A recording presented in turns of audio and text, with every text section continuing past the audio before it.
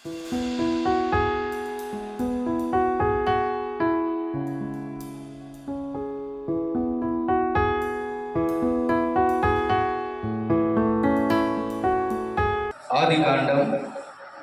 39వ అధ్యాయంలో 1వ 2వ వచనాన్ని మనం చదువుకుందాం.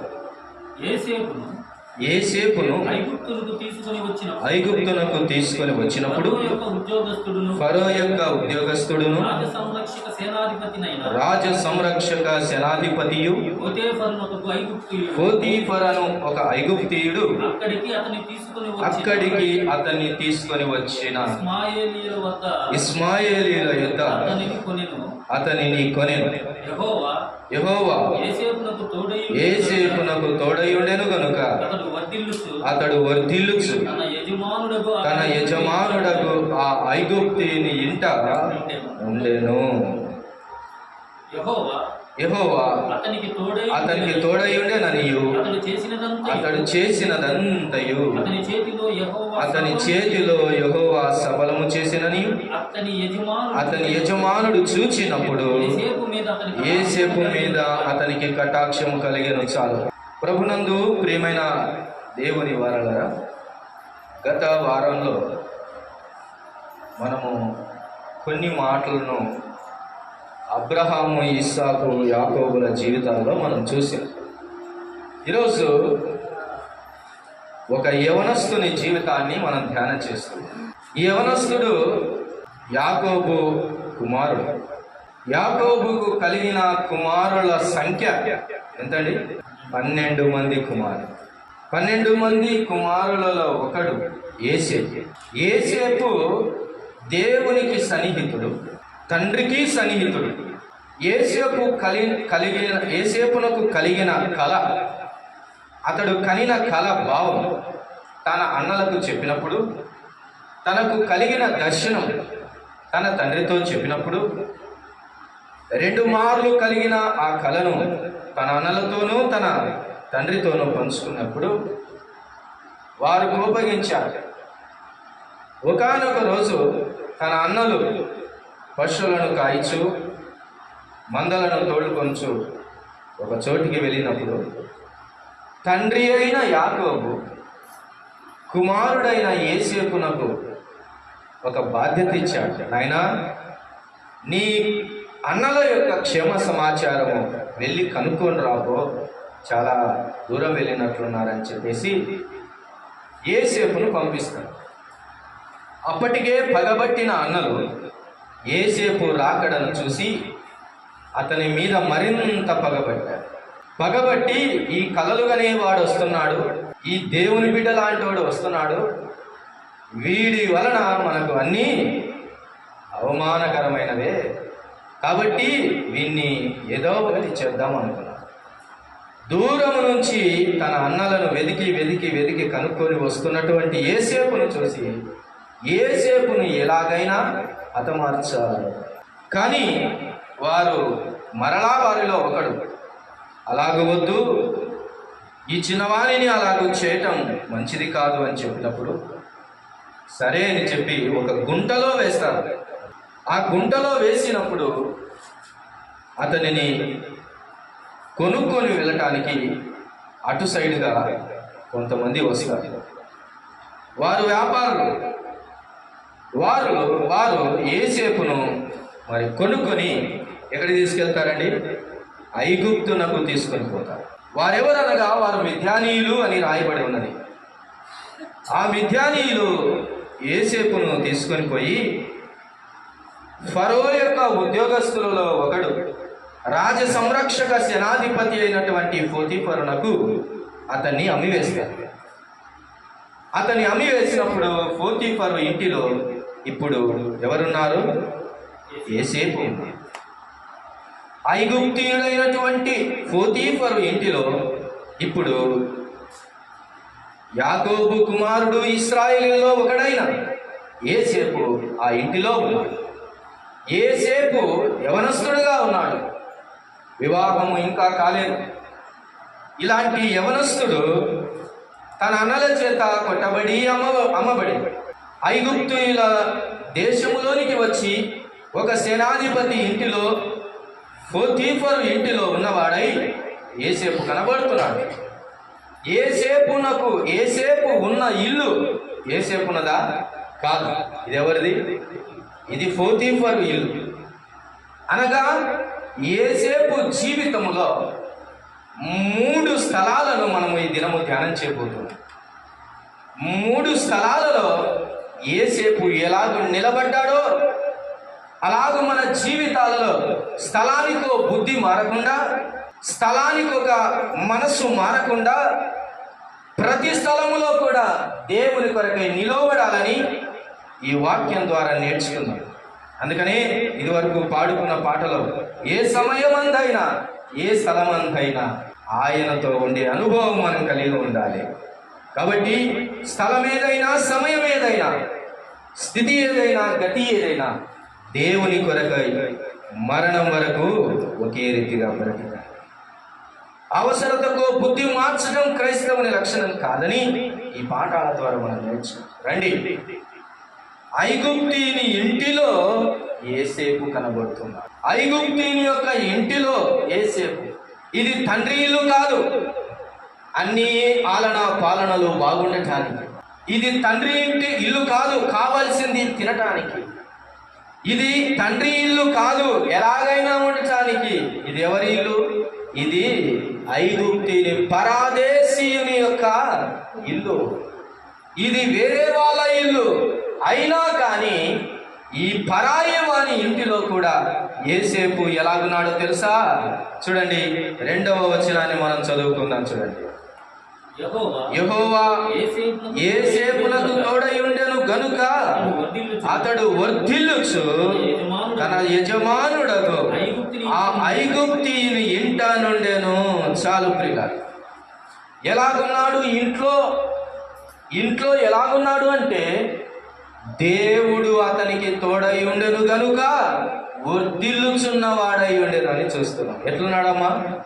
వర్ధిల్లుచు ఉన్నవాడై ఉన్నాడు. నేను మాట అడుగుతున్నాను. వేరే వాళ్ళ ఇంట్లో ఉండే అనుభవం మనకు లేదులేండి. కష్టమైనా నష్టమైనా, ఉన్నా లేకపోయినా, ఏది ఏమైనా మనకు ఇల్లు ఉండాలని అప్పైనా సప్పైనా మన ఇంట్లో మనం ఉండడానికి ఏ ప్రయత్నం చేస్తాం ఈ రోజుల్లో. అలాగైతే నీ ఇంటిలో నువ్వు వర్ధిల్లుచున్నావా అన్నది ప్రశ్న. నీ ఇంటిలో నువ్వు వర్ధిల్లుచున్నావా లేకపోతే అనగారిపోతున్నావా?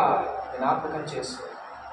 దేవునిలో వర్ధిల్లాలి, ఆత్మీయతలో వర్ధిల్లాలి, ప్రేమలో వర్ధిల్లాలి, సహనములో వర్ధిల్లాలి, సమాధానములో వర్ధిల్లాలి, దేవుని సకల ఐశ్వర్యములో నీవు వర్ధిల్లాలి.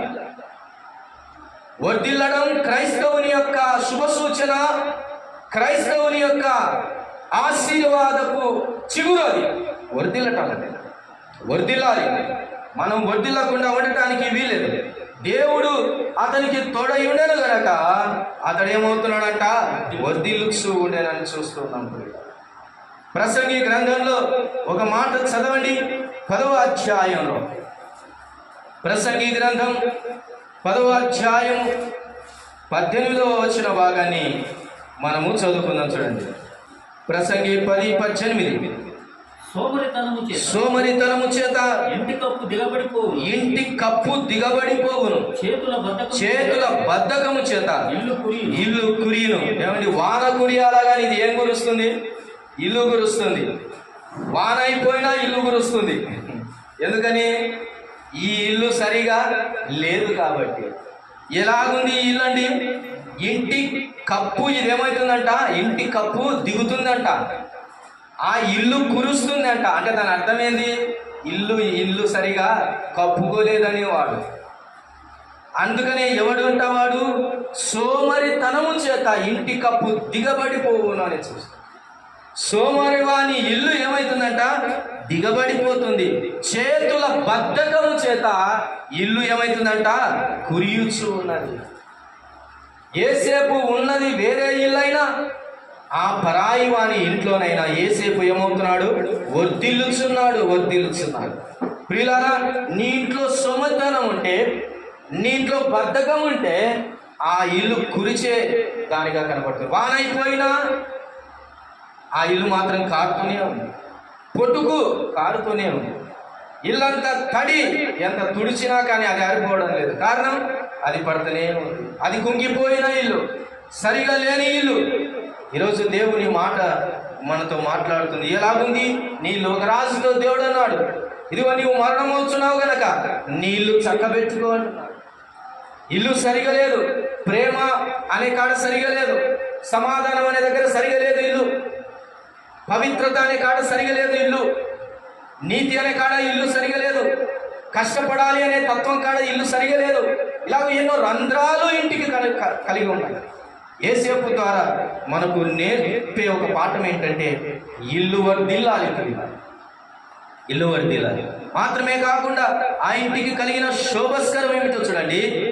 4వ వచనం 39వ అధ్యాయము, ఆదికాండం 39వ అధ్యాయము 4వ వచన భాగాన్ని చదువుకుందాం. యేసేపు మీద అతనికి కటాక్షము కలిగెను గనక అతని యొక్క పరిచర్య చేయువాడాయను. చాలు చూడండి, ఆ ఇంట్లో యేసేపు ఉన్నాడు కాబట్టి అతడు వేరే దేశస్థుడైనా కానీ, ఆ దేశస్థుని యొక్క మనస్సు ఎలాంటిదైనా కానీ యేసేపు వలన అతనికి ఏం కలుగుతుందంట? ఆ ఇంటి యజమానునికి కటాక్షం కలుగుతుంది. నీ ఇంట్లో ఉన్న వారంతా నన్ను ప్రేమించట్లేదు, నన్ను అర్థం చేసుకోవట్లేదు, నా మీద ఏడుస్తున్నారు, నా మీద అంటే ఆగు. నీ వలన నీ ఇల్లు కటాక్షం చేత నింపబడాలి. ఒక ఐగుప్తీయుడు కటాక్షం పొందటం ఏంటండి? ఇతడు కొనబడిన దాసుడు. ఎవరండి? యేసేపు ఎవరు? ఒక దాసుడు, పనిచేయడానికి పెట్టుకున్నాడు, డబ్బులు ఇచ్చుకున్నాడు. ఇలాంటి దాసుని మీద యజమానుని కటాక్షం ఉండొచ్చు, ఉండకపోవచ్చు. అందులో ఆ ఐగుప్తీనికి కటాక్షం కలిగేటట్లు చేశాడంటే యేసేపు ఎంత మనస్సు కలిగి బ్రతుకుతున్నాడో ఆలోచించాడు. ఎంత కనికరము కలిగి, ఎంత ఓర్పుతో పనిచేస్తున్నాడో ఆలోచించాడు. దయచేసి నీకు కలిగిన వెదను బట్టి ఇతరుల మీద నీవు నిందను మోపొద్దు. ఇతరులకు కూడా కటాక్షము కలిగేటట్లుగా నీవు నేను బ్రతకాలి. ప్రియులా, ఎస్తేరు రాజమందిరానికి వచ్చింది. ఎవరు ఎస్తేరు? ఒక చెరపట్టబడిన వాని పిల్ల, చెరపట్టబడి వచ్చిన వాని ఒక చిన్న కుమార్తె, దిక్కులేనిది. అయినా రాజసింహాసనములోనికి వెళ్ళిన ఆ ఎస్తేరును చూసి రాజునకు ఏం కలిగింది? దయ కలిగెను అని రాయి. మన మీద ఎవరి కనుబడినా కానీ మనల్ని కొట్టాలని బుద్ధి పుట్టకూడదు వాడికి. మన మీద ఎవరికైనా కనుబడితే మనల్ని దొంగలించాలని వానికి బుద్ధి కలగకూడదు. మన మీద ఎవరికైనా పడితే మనల్ని దోచుకోవాలని బుద్ధి వారికి కలగకూడదు. మన మీద ఎవరికైనా కనుబడితే ఏం కలగాలి? అతనికి దయ కలగాలి, అతనికి కటాక్షం కలగాలి, అతనికి ప్రేమ కలగాలి. అలా ఎలా కలుగుతుంది అంటే అవతలున్నోని బుద్ధిని బట్టి కాదు, మనలో ఉన్న ప్రవర్తనను బట్టి కాదు. ఇంటికి ఎంత క్షేమం అది వర్ధిల్లుతుంది, అది కటాక్షం చేత నింపబడుతుంది. ప్రియులారా, మాత్రమే కాకుండా 4వ వచనంలో ముగింపులో చూడండి, తన ఇంటి మీద విచారణకర్తగా అతన్ని నియమించి తనకు కలిగినదంతయు అతని చేతికి అప్పగించి. ప్రియులారా, అన్నలైతే కొట్టి గోతిలో వేశారు. అయితే దేవుడు ఏం చేస్తున్నాడంటే గోతిలో నుంచి బయటికి లేవనెత్తుతున్నాడు. మనుషుడు అనుకోవచ్చు ఇక వాడి పని అయిపోయిందని, మనుషుడు అనుకోవచ్చు వాడు చచ్చాడని, మనుషుడు అనుకోవచ్చు ఇక వాడి గడ్డ అయిపోయిందని. కానీ దేవుడు చేపట్టుకుంటే అది ఎక్కడికైనా తీసుకొని వెళ్తున్నాడు. ప్రియులారా, దేవుడు లేవనెత్తితే ఎవడు నిన్ను పడగొట్టచాలడు. ఒకవేళ దేవుడే నిన్ను పడగొట్టే మనుషుడు ఎవడు లేవనెత్తలేడు. సుమా, జాగ్రత్త. అందుకని దేవుడు లేవనెత్తాడు కాబట్టి యేసేపు అతని ఇంటి మీద, ఇంతవరకు ఎక్కడ ఉన్నాడండి? ఇంటిలో ఉన్నవాడు. ఒకప్పుడు ఎక్కడున్నాడు? అన్నలు కొట్టినప్పుడు గుంటల్లో ఉన్నవాడు ఇప్పుడు ఇంటిలో చేర్చబడ్డాడు.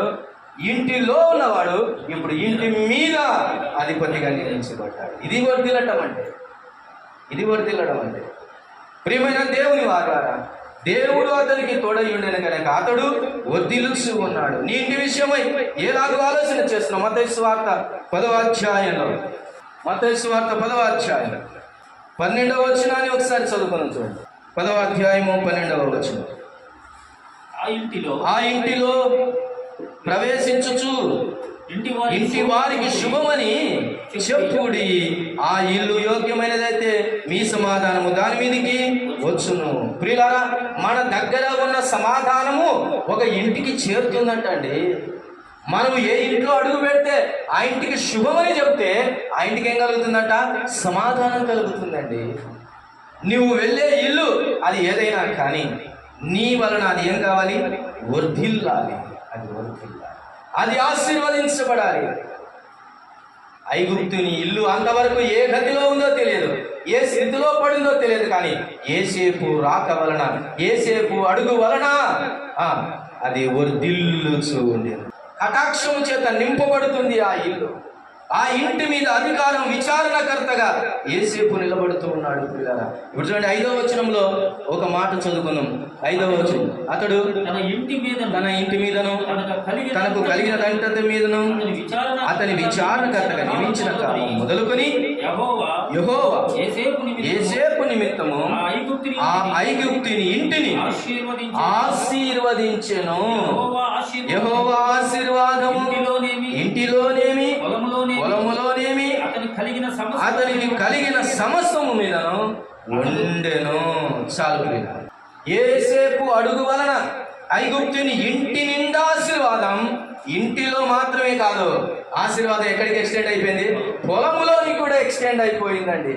పూర్వకాలాన జీతగాలను పెట్టుకునే వాళ్ళు ఆస్తిపరులు, సావుకారులు. అవునా? సంవత్సరానికి తిండి, 2 జతల బట్టలు, ఇంత అమౌంట్ అని చెప్పేసి సంవత్సరానికంతటికి అతన్ని జీతగానిగా ఏర్పాటు చేసుకునే వాళ్ళు ఆ కాలంలో.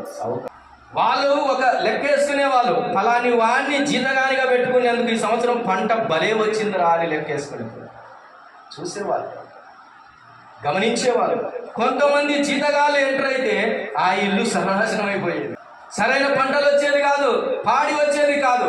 ప్రియులారా, అలాగూ ఆలోచన చేస్తే ఐగుప్తులకు అమ్మబడిన వాడే కానీ, కొనబడిన వాడే కానీ డబ్బుకు ఇతడు దేవుని కుమారుడు, దేవుని చేతులు అమూల్యమైన వాడు. కాబట్టి ఆ ఐగుప్తుని యొక్క ఆశీర్వాదము ఇంటి మీద, చివరికి పొలములోనికి కలిగిన దానంతటి మీదకి ఆశీర్వాదము విస్తరిస్తూ ఉంది. ఇంతకు ఏసేపు పేరునకు అర్థం ఏంటండి? ఫలించడి కొమ్మ. అది దాని అర్థం. ఆ పేరుకున్న అర్థం ఫలించడి కొమ్మ. ఎక్కడ మూలన నాటినా కానీ, నాటినప్పుడు మొక్కలు ఎక్కడ నాటుతామండి? మట్టిలోనే నాటుతాం, గుంటలోనే నాటుతాం. ఎంత లోతైన గుంటలో వేశారో అక్కడి నుంచి ఏసేపు మొలిచి ఫలించేడి కొమ్మగా ఎదుగుతూ ఉన్నాడు. గుంట ఏదైనా సరే, ఫలింపు మాత్రం పరదేశిలో అతడు ఫలించుచూ ఉన్నాడు. అతడు ఫలించడి కొమ్మగా చూస్తూ ఉన్నాడు, విస్తరిస్తూ ఉన్నాడు. అతడు ఎక్కడ అడుగు పెట్టాడు? ప్రియమైన దేవుని వాళ్ళారా, ఆశీర్వాదము దేవుని వలన ఇంటికి కలగాలి. యెహెజ్కేలు గ్రంథం 44వ అధ్యాయము, యెహెజ్కేలు గ్రంథం 44వ అధ్యాయము 30వ వచనాన్ని జ్ఞాపకం చేసుకున్నాం. చూడండి, యెహెజ్కేలు గ్రంథం 44వ అధ్యాయం 30వ వచన భాగాన్ని చదువుకుందాం. చూడండి, యెహెజ్కేలు గ్రంథం 44వ అధ్యాయము 30వ వచనం. మీ ప్రతిష్టార్పణలన్నిటిలోనూ, తొలుచూలు వాటన్నిటిలోనూ, మొదటివియు ప్రథమ ఫలములన్నిటిలోనూ మొదటివియు యాజకులవగును. మీ కుటుంబములకు ఆశీర్వాదం కలుగునట్లు మీరు ముందుగా పిసికిన పిండి ముద్దను యాజకులకి ఇవ్వవలెను. ప్రియులారా, ఎప్పుడు మన ఇల్లు ఆశీర్వాదాల చేత, ఎప్పుడు మన ఇల్లు ఫలముల చేత, ఎప్పుడు మన ఇల్లు ఆశీర్వాదం చేత మన కుటుంబాలు నింపబడతాయంటే దేవుని సూత్రం ఏంటో తెలుసా? ఇస్తే ఇయ్యబడును. అందుకనే ఇయ్యండి మీకు ఇయ్యంబడును అని కానుకల పాత్రలో మనం పాడతాం. ప్రియమైన దేవుని వల్ల ఈరోజు దేవుని విషయంలో నీ భక్తిని ఒకసారి టెస్ట్ చేసుకో. నీ భక్తిని ఒక్కసారి టెస్ట్ చేసుకో. దేవునికి ఇచ్చే విషయంలో, దేవుడు నీకు తోడై ఉండే విషయంలో, దేవుని ఎదుట నీ ప్రవర్తన విషయంలో, దేవుని విషయంలో నీ తగ్గింపు విషయము ఆలోచన చేయి. ఇవన్నీ ఆశీర్వాదమునకు మెట్లని నువ్వు గుర్తు పెట్టుకోవాలి ప్రియులారా. నీ ఇల్లు ఆశీర్వాదం చేత నింపబడాలి. నీ వలన ఇతరుల ఇల్లులు కూడా ఆశీర్వదించబడాలి ప్రియులారా. నీ ఆశీర్వాదము ఇతరులకు విస్తరించాలి. మంచిది, దాటి వెళ్దాం. యోసేపు వలన ఇల్లు అలాగూ ఆశీర్వదించబడింది. రెండవ మాటను చదువుకుందాం. ఆదికాండం 39వ అధ్యాయం 20వ వచనాన్ని చదువుకుందాం. చూడండి, ఆదికాండం 39వ అధ్యాయం 20వ వచనాన్ని చదువుకుందాం. అతన్ని పట్టుకొని రాజు ఖైదీలు బంధింపబడి చెరసాలలో వేయించి అతడక్కడ చెరసాలలో ఉండెను. అయితే యెహోవా యోసేపునకు తోడై ఉండి అతని యందు కనికరపడి అతని మీద ఆ చెరసాల యొక్క అధిపతికి కటాక్షం కలుగునట్లు చేసిన. చాలు.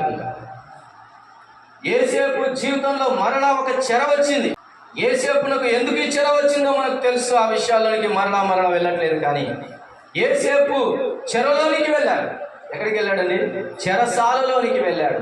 ప్రియమైన దేవుని పిల్లలారా, ప్రియమైన దేవుని బిడ్డలారా, నీవు ఇంటిలో ఉన్నా, నీవు చెరసాలలో ఉన్నా, నీ ఆశీర్వాదము వర్ధిల్లుచు. ఎలా ఉన్నాడు చెరసాలలో? యెహోవా యోసేపునకు తోడయుండి అతని యందు కనికరపడి అతని మీద ఆ చెరసాల యొక్క అధిపతికి కటాక్షం కలుగునట్లు దేవుడు చేసి. ఇంటిలో ఉన్నప్పుడు పోతీఫరు యొక్క ఇంటిలో ఉన్నప్పుడు ఐగుప్తీయుని యొక్క కటాక్షం యోసేపు మీద కలిగింది. ఇప్పుడు ఎక్కడికి వెళ్తున్నాడు? చెరసాలకు వెళ్తున్నాడు. చెరసాలలో కూడా చెరసాల అధికారికి యోసేపు మీద ఏం కలుగుతుంది? కటాక్షం కలుగుతుంది. ఇల్లైనా చెరసాల అయినా కటాక్షం మాత్రం కలుగుతుంది. కారణం ఏంటి? మార్పు తన ఎదుటున్న వారిలో కలుగుతున్నప్పటికీ మార్పు యోసేపులో దేవుని గూర్చిన భక్తి, దేవుని గూర్చినటువంటి తలంపులు, ఆత్మీయత, ప్రవర్తన విషయంలో ఎక్కడ కూడా మార్పు లేని వాడిగా బ్రతుకుతున్నాడు. కాబట్టి చెరసాలలో కూడా అతనికి కటాక్షం లభించింది. మాత్రమే కాకుండా చూడండి, అధిపతికి కటాక్షం కలుగునట్లు చేశారు. 22వ వచనాన్ని చదువుకున్నాం. చూడండి, చెరసాల అధిపతి ఆ చెరసాలలోనున్న ఖైదీలందరినీ యోసేపు చేతికి అప్పగించిన. చాలండి. ఐగుప్తీయుడైనటువంటి పోతీఫర్ ఏం చేశాడండి? తనకు కలిగినదంతా కూడా యోసేపునకు అప్పగించాడు. ఇప్పుడు చెరసాలలో ఉన్న ఖైదీలందరినీ కూడా ఎవరికి అప్పగిస్తున్నాడు? చెరసాల అధిపతి యోసేపునకు అప్పగిస్తున్నాడు. ప్లేస్ ఎక్కడ అనేది ఇంపార్టెంట్ కాదయ్యా. ఎక్కడ ఉన్నామన్నది ఇంపార్టెంట్ కాదు, ఎలా ఉన్నామన్నది ఇంపార్టెంట్. ఎక్కడైనా రాజుగానే బ్రతకొచ్చు, ఏ స్థితిలో ఉన్నా కానీ రాజుగానే బ్రతకొచ్చు. చెరసాలలో వేయబడ్డాడు, ఇక వాడి పని అయిపోయిందని వారు అనుకోవచ్చునేమో, కానీ చెరసాలలో కూడా దేవుడు ఆశీర్వాదం ఇస్తాడు. చెరసాలలో ఉన్న ఖైదీలందరినీ అప్పగిస్తున్నాడు.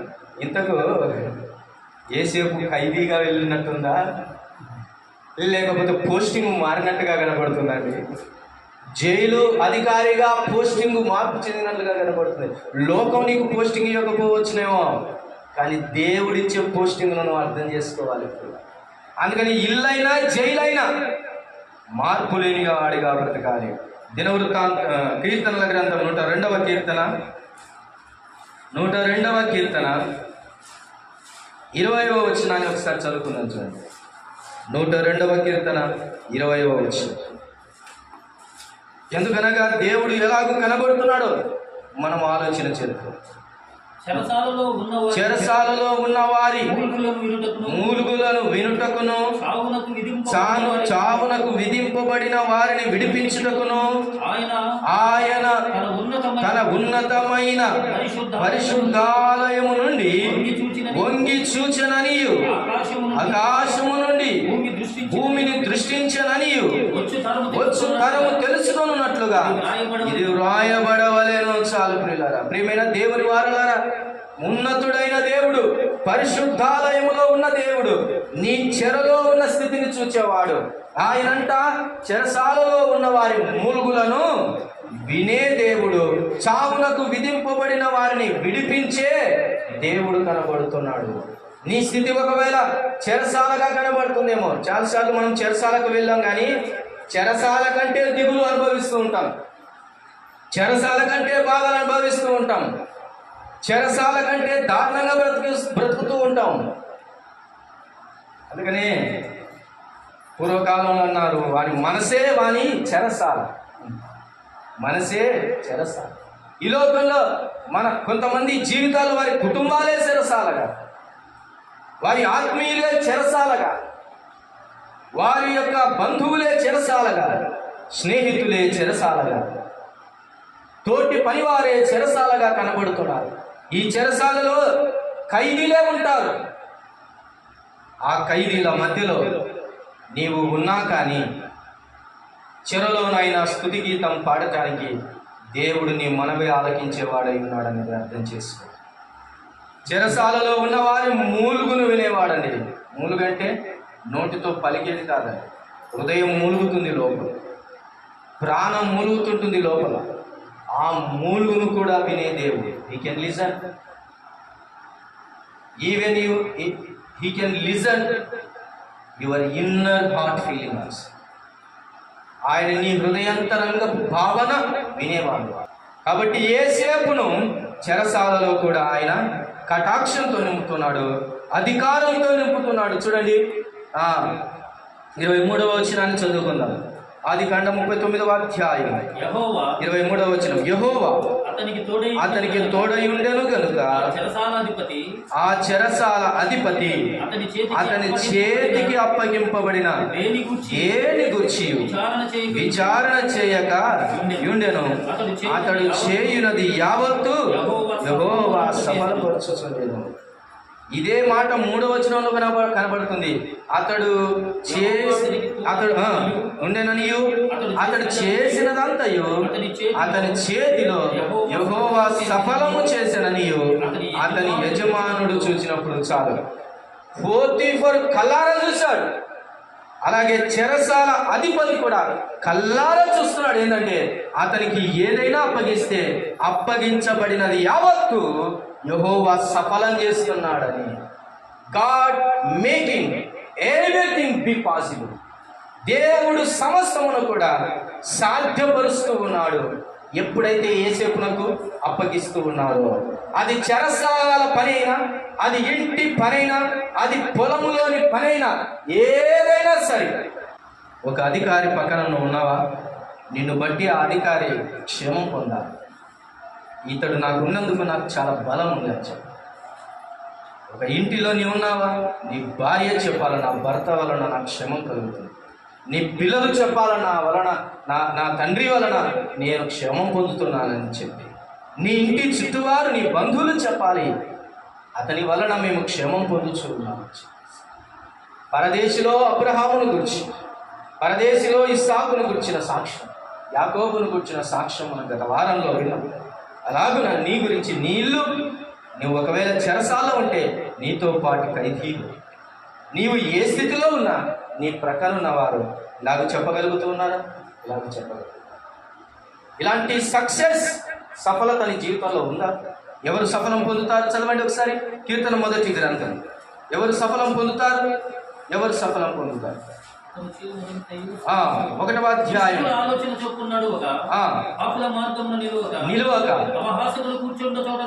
కూర్చునక యెహోవా ధర్మశాస్త్రమునందు ఆనందించుచు దివారాత్రము దాన్ని ధ్యానించువాడు ధన్యుడు. అతడు నీటి కాలువల యోరను నాటబడినదై ఆకువాడక తన కాలమందు ఫలమిచ్చు చెట్టు వలె ఉండును. అతడు చేయునదంతయు సఫలము. ఎవరండి? చాలాసార్లు ఒక మాట పట్టుకుంటారు. ఇది 2వ వచనం. ధర్మశాస్త్రమునందు ఆనందించు దివారాత్రము దాన్ని ధ్యానించేవాడు ధన్యుడు. ఇట్లే చదువుకుంటుండు, రోజంతా ఇంట్లో కూర్చొని అట్లనే చదువుకుంటుండు. సఫలం అవుతావా? అదని కాదు దాని అర్థం. పైన 3 వచనాలు ఉన్నాయి చూడండి, అవి విడిచిపెడుతుంటాం. నడవాలి కానీ దుష్టుల ఆలోచన పొచ్చుకున్న కాదు, నిలవాలి కానీ పాపుల మార్గంలో కాదు, కూర్చోవాలి కానీ అపహాసము కూర్చొని చోట కాదు, యెహోవా ధర్మశాస్త్రం నందు ఆనందించాలి. ఆనందిస్తున్నావా యెహోవా ధర్మశాస్త్రం నందు? ఎప్పుడు ఆనందిస్తావో తెలుసా? ఆ వాక్యము నీ జీవితంలో నెరవేర్చబడినప్పుడు నువ్వు ఆశీర్వదించబడినప్పుడు ఆనందిస్తావు. ఆ వాగ్దాన ఫలమును అనుభవించినాడు, ఆనందం నీకు కలుగుతూ ఉంది.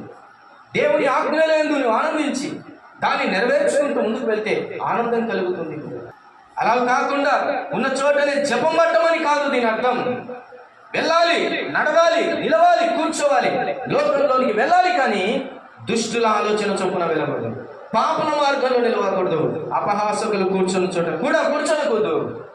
ఎల్లప్పుడూ ఎక్కడికి వెళ్ళినా యెహోవా ధర్మశాస్త్రం నందు ఆనందించుచున్నావా? దివారాత్రము దాన్ని ధ్యానించే వారిగా ఉండాలి. ధ్యానించటానికి మనసు ఉండాలి, కానీ ధ్యానించటానికి స్థలం అక్కర్లేదు. ఎక్కడున్నా ధ్యానించుకోవచ్చు. అందుకే నీ పనిలోనైనా, నీ పాటలోనైనా, నీ బాటలోనైనా, నీ మాటలోనైనా దేవుని ధ్యానము కనబడాలి. పిల్లలు రండి దాటి వెళ్దాం. 3వ మాటను మనం చూడు. ఒక మాట ఈ మాటకు భాగంగా 2వ దినవృత్తాంతముల గ్రంథం 20వ అధ్యాయం 26వ వచనాన్ని చదువుకొని 3వ వచన భాగం 3వ మాటలోనికి మనం దాటి వెళ్దాం. దినవృత్తాంతముల 2వ గ్రంథం 20వ అధ్యాయం 26వ వచనాన్ని చదువుకుందాం. 4వ దినమున వారు బెరాకా లోయలో కూడిరి. అక్కడ వారు యెహోవాకు కృతజ్ఞతాస్తుతులు చెల్లించినందున నేటి వరకును ఆ చోటికి బెరాకా లోయ అనే పేరు. ప్రియులారా, ఇది లోయే, కానీ ఇది ఏ లోయ? ఇది బెరాకా లోయ. ఇది చెరసాలయే, కానీ నీ చెరసాల పేరు బెరాకా కావాలి. ఇది నీ చెర జీవితమైనా కానీ ఆ స్థితి, ఆ గతి, అది బెరాకా జీవితం కావాలి. ఏమిటి బెరాకా అనగా? కింద రాయబడిన మాట స్తుతి, లేదా బ్రాకెట్లో రాయబడిన మాట ఆశీర్వాదం అని చూస్తున్నాం. అది లోయ అయినా కానీ నీ కన్నీళ్ళ చేత తడపబడితే అది ఆశీర్వాదముగా మార్చబడాలి. ప్రియులారా, ఇప్పుడు చెప్పండి, ఇంటిలో ఆశీర్వాదం, ఆ తర్వాత చెరలో కూడా ఆశీర్వాదమే. అది లోయ అయినా కానీ నీ జీవితంలో ఆశీర్వాదం కావాలని కారణం అది ఎప్పుడు కలుగుతుంది అని అంటే అక్కడ రాయబడిన ఒక్క మాట మనసులో వేసుకోండి. అక్కడ వారు యెహోవాకు కృతజ్ఞతాస్తుతులు చెల్లించినందున నేటి వరకు ఆ చోటికి బెరాకా లోయ. ఎప్పుడు నీ చెరసాలలోనైనా, చెరసాల అనుభవంలోనైనా ఆశీర్వాదం ఎప్పుడు వస్తుందంటే ఎల్లప్పుడూ నీ నోట ఏముండాలి? స్తుతి, కృతజ్ఞతాస్తుతి ఉండాలి, స్తోత్రం చెల్లిస్తూ ఉండాలి. ఈ స్తుతి స్తోత్రములు నీ నోట లేకపోతే ఇక నీ నోటి నిండా ఏమొస్తాయో నీకే తెలుసు. అందుకని స్తుతి స్తోత్రాలు మన నోట ఉంటే అది లోయ అయినా కానీ అది స్తోత్రములుగా, స్తుతిగా, ఆశీర్వాదము లోయగా అది మార్చబడుతుంది. 3వ మాటలు నేను చెప్పి ముగిస్తాను. యేసేపు జీవితంలో అది పోతీఫరు ఇల్లు అయిన ఆశీర్వాదమే. యేసేపు జీవితంలో అది చెరసాల అయిన ఆశీర్వాదమే. ఆనాడు ఆ రీతిగా బ్రతుకుట వలన యేసేపు చెరసాలలో నుంచి కూడా విడిపించబడటం మనం చూస్తూ ఉన్నాం. ప్రియులారా, చూడండి 41వ అధ్యాయం 39వ వచనాన్ని మనం చదువుకున్నాం. 39వ వచనం. మరియు ఫరో దేవుడు ఇదంతయు నీకు తెలియపరచను కనుక నీవలే వివేక జ్ఞానములు గలవారు ఎవరునూ లేరు. నీవు నా ఇంటికి అధికారివై ఉండవలెనని నా ప్రజలందరూ నీకు విధేయులై ఉందురు. సింహాసన విషయములో మాత్రమే నేను నీకంటే పైవాడినై ఉండునని యేసేపుతో చెప్పెను. మరియు ఫరో చూడుము, ఐగుప్తు దేశమంతటి మీద నిన్ను నియమించి ఉన్నానని యేసేపుతో చెప్పాను. మరియు ఫరో తన చేతినున్న తన ఉంగరమును తీసి యేసేపు చేతిని పెట్టి సన్నపు నారబట్టలు అతనికి తొడిగించి అతని మెడకు బంగారు గొలుసు వేసి తన 2వ రథము మీద అతను ఎక్కించాను. చాలు. ప్రియులారా, చెరసాలలోనికి వెళ్ళాడు, కానీ ఇప్పుడు తర్వాత ఎక్కడికి వెళ్తున్నాడు తెలుసా? ఫరో ఎదుటకు వెళ్తున్నాడు. ఎవరండి వీళ్ళంతా? మొదట అన్నలు గుంటలో వేసినప్పుడు ఒక సేనాధిపతి అయినటువంటి పోతీఫరు యొక్క ఇంటికి వచ్చాడు. తర్వాత మరలా చెరలోనికి వెళ్ళాడు. చెరసాల అధిపతి దగ్గర ఉన్నాడు. ఇప్పుడు నేరుగా ఎక్కడికి వెళ్తున్నాడు? దేశ అధినేత దగ్గరికి వెళ్తున్నాడు. ఆ దేశ అధినేతను ఏమంటారు? ఆ దేశ రాజులను ఏమంటారో తెలుసా? ఐగుప్తు రాజులందరినీ ఏమంటారు చెప్పు? ఫరోలు అంటారు. అతని పేర్లు ఇక్కడ ఉన్నావు కానీ అతన్ని ఏమంటారు? ఫరో అంటారు. ఆ అధికార పీఠానికి ఉన్న పేరు అది, ఫరో అని. ఆ రాజులనల్లా ఫరోనే అంటారు. అలాగున యేసేపు కాలంలో ఒక ఫరో అక్కడ ఏలుతున్నాడు. ఈ ఫరో ఏం చేస్తున్నాడు తెలుసా? యేసేపును తన ఇంటికి రమ్మని పిలుస్తున్నాడు. తన ఇల్లు అంటే అతని ఇల్లు అని కాదు, దేశమే తన. అందుకని నా దేశ జనులందరూ కూడా నీ కింద ఉంటారు అని. ఎక్కడికి వెళ్ళాడని? ఇక దేశాధినేతగా. కొన్ని బాళ్ళు ఎటుంటాయంటే కిందికి కొరితే కొంత బలంతో కిందికి కొరితే రబ్బరు బాళ్ళు కొంత పైకి, ఇంకా బలంతో కొట్టామనుకోండి ఇంకా పైకి. అందుకే అన్నలు గుంతలో వేశారు. ఎక్కడికి లేసి వచ్చి పడింది? పోతీఫరు ఇంటికి వచ్చి పడింది. పోతీఫరు ఇంటి వాళ్ళు ఏం చేశారు? చెరలోనికి వేసి కొట్టారు. చెరలో నుంచి ఇప్పుడు నేరుగా దేశాధినేత స్థాయికి వెళ్ళి దేవుని చేత ఆశీర్వదించబడిన వాడు ఇలా ఉన్నాడు. దేశాధినేత దగ్గరికి వెళ్తూ ఉన్నాడండి, సింహాసనము దగ్గరికి వెళ్తున్నాడు. ఇక్కడ 42వ వచనంలో ఫరో ఏం చేస్తున్నాడు తెలుసా? ఫరో తన చేతినున్న తన ఉంగరము తీసి యేసేపు చేతిని పెట్టి. ఏమండి ఈ కార్యం ఎప్పుడు చేస్తారు రాజులు? మామూలుగా అంటే రాజు తర్వాత తన రాజకుమారుడు వచ్చినప్పుడు ఆ రాజకుమారునికి పీఠాన్ని ఇచ్చేటప్పుడు ఈ కార్యాలు చేస్తారు. ఇతను ఎవరండి? ఆ పరాయి దేశానికి బానిసగా అమ్మబడిన వాడు, కొనబడిన వాడు, ఒక దాసుడైన వాడు. కానీ ఉంగరము తొడుక్కునే స్థాయికి వచ్చి ఉంగరము పెట్టాడు. మాత్రమే కాకుండా చూడండి, చేతిని పెట్టి సన్నపు నారబట్టలు అతనికి తొడిగించి అన్నలు ఏం చేశారండి? అతని వస్త్రములు తీసివేసి. పోతీఫరు ఇంట్లో కూడా వస్త్రం ఏమైపోయింది చెప్పండి? యేసేపు వస్త్రం ఏమైపోయింది? అది చించబడింది, లాగబడింది. వస్త్రాన్ని వదిలేసేసి వచ్చాడు. కానీ ఈ సన్నపు నార బట్ట ఎంత విలువైనది. మన ప్రభు చనిపోయినప్పుడు ఆయనను చుట్టడానికి సన్నపు నార బట్టను తీసుకొని వచ్చాడు. అది ఎంతో విలువ కలిగినటువంటి వస్త్రం. ఆ వస్త్రాన్ని యేసేపుకు ఇస్తున్నాడు. ప్రియులారా మాట గుర్తుపెట్టాడు. దేశము నిన్ను, ప్రజలు నిన్ను, ఇంటివారు నిన్ను వస్త్రహీనుడిగా చేయొచ్చు, కానీ దేవుడు నిన్ను వస్త్రధారణ చేత నింపాడు. ఎన్నో వస్త్రాలు ఇక్కడ ఉన్నాయి, అది మన పాఠం కాదు. రక్షణ వస్త్రం, ఉల్లాస వస్త్రం, సంతోష వస్త్రం, ఇలాగ అనేక వస్త్రాలు దేవుడు నీకు ఇచ్చేవాడు. లోకం ఏం చేస్తుందో తెలుసా? వస్త్రహీనతకు గురి చేస్తుంది. దేవుడు ఏం చేస్తాడో తెలుసా? వస్త్రాన్ని ఇచ్చేవాడిగా చేస్తాడు.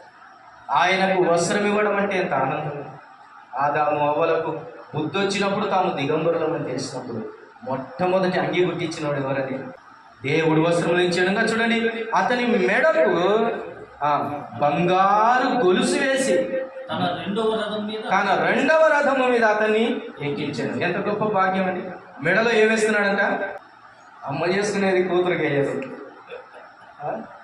కూతురు చేసుకునే ఒక ఇంట్లో ఒకరికి కలిగిన బంగారు గొలుసు తోడికోడలకు ఇయ్యరు, సొంత సెలెలు కూడా ఇయ్యరు. ఇది నాది అని రాజు ఫరో, ఐగుప్తు దేశమంతటికి అధిపతి, ఒక ఎన్నిక లేనివాడు, చెరలో నుంచి వచ్చినవాడు, గుంటలో నుంచి వచ్చినవాడు, వస్త్రహీనుడు, అమ్మబడినవాడు, బానిసగా దాసునిగా వచ్చిన ఇతడు రాజు మెడలోని గొలుసు ఇతని మెడకు పడుతుందంటే కారణం ఇతనికి యెహోవా తోడయుండెను గనుక. దేవుని తోడు ఎంత హెచ్చిస్తుందో ఆలోచన చేయండి. దేవుని తోడు మనం కోరుకోవాలండి.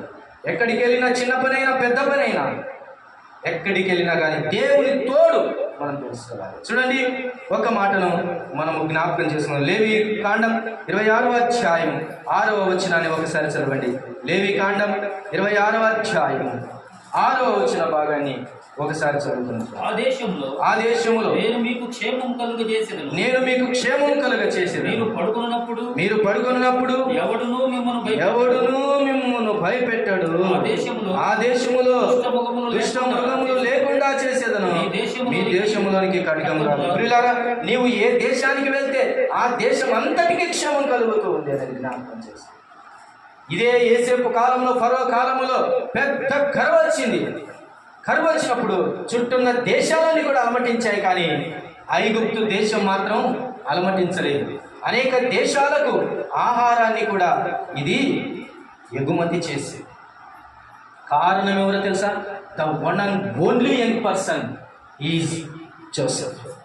ఒక్క యవనస్తుని వలన ఈ కార్యము జరిగింది. ఒక్క యవనస్తుని జ్ఞానం వలన ఈ కార్యము జరిగింది.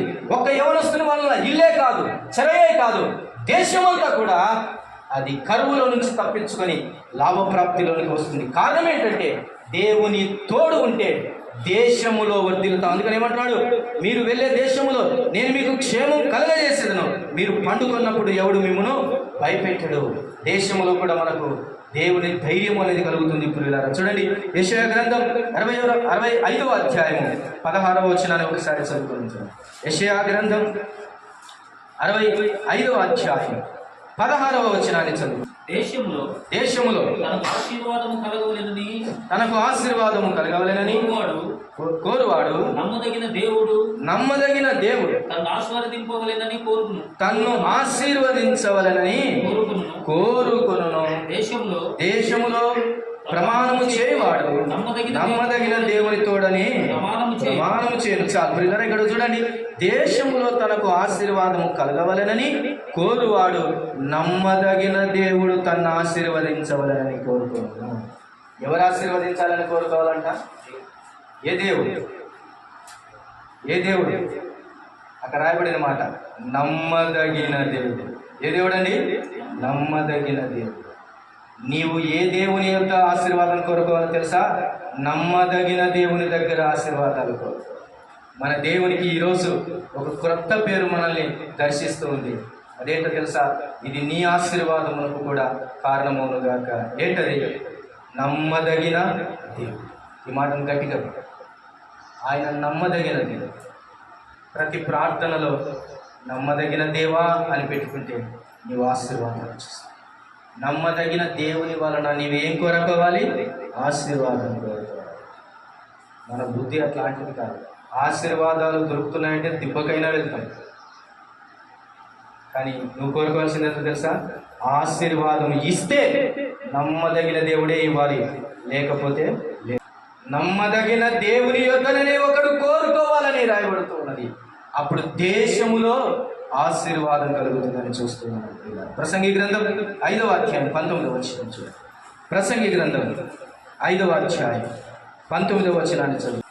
ప్రసంగి గ్రంథం 5వ అధ్యాయం 19.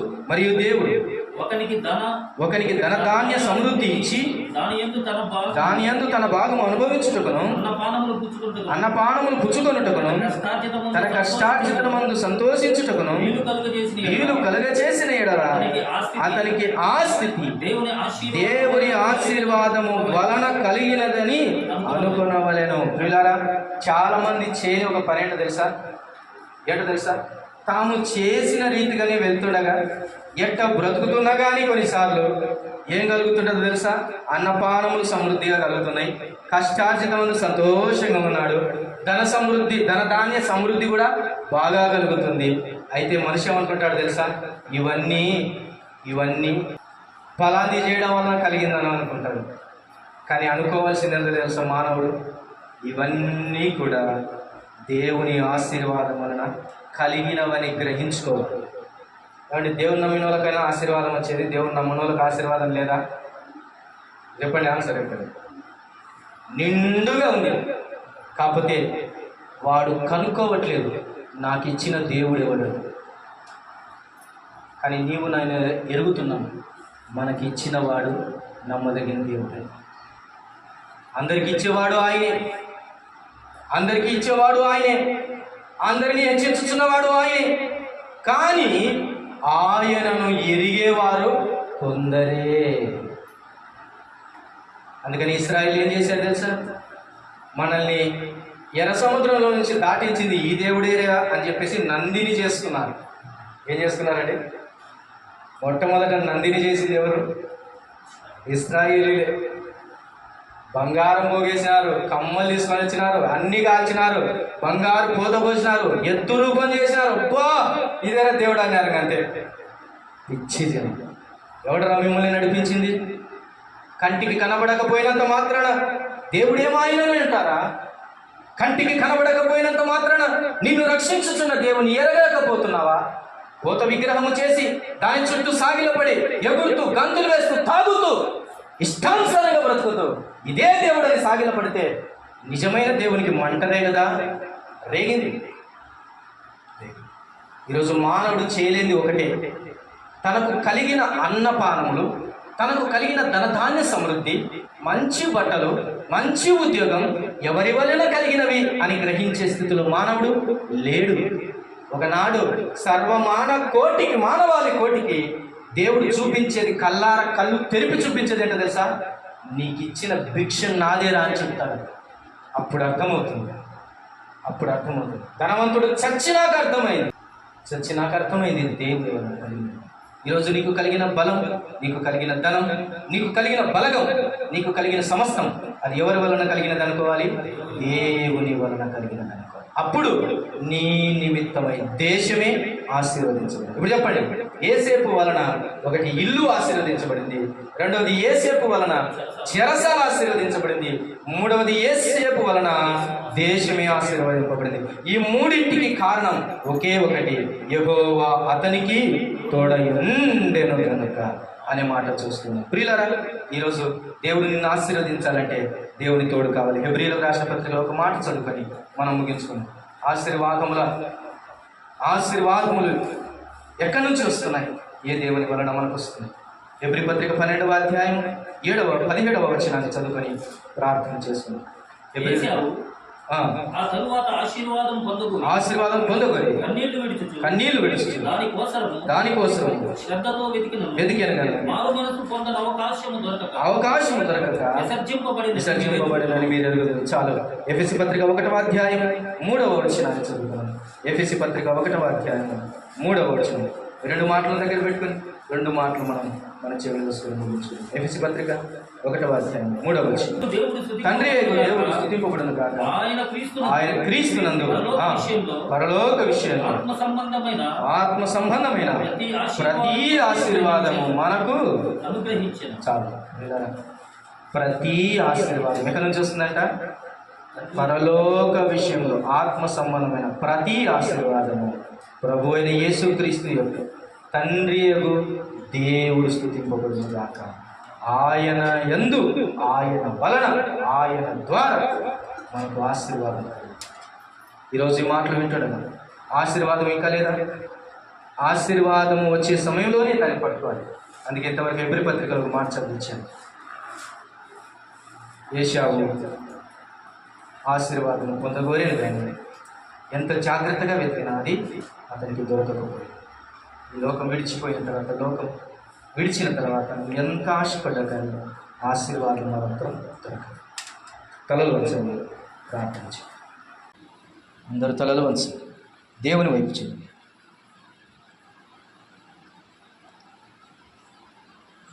చెరసాలలో నేను బందీగా ఉన్నా, సింహాల బోనులో పడవేసిన, కరువు ఖడ్గం హింస ఏదైనను మరణ శాసనమే పొంచున్నను, యేసు నామమే ఆధారం కాదా, యేసు రక్తమే నా విజయము, పగలు ఎండల్లో రాత్రి వెన్నెల్లో కునుకక కాపాడు యేసు దేవునికే ఆరాధనా ఆరాధనా, ప్రియుడేసు క్రీస్తుకే ఆరాధనా ఆరాధనా ఆరాధనా, గొర్రె పిల్ల క్రీస్తుకే ఆరాధనా. ఈ సమయమందైనా, ఏ స్థలమందైనా, ఏ స్థితిలో నేనున్నా స్తుతి పాడేదా. ఏ సమయమందైనా, ఏ స్థలమందైనా, ఏ స్థితిలో నేనున్నా స్తుతి పాడదం. ప్రేమగల తండ్రి, కరుణా సంపన్నుడానికి స్తోత్రం.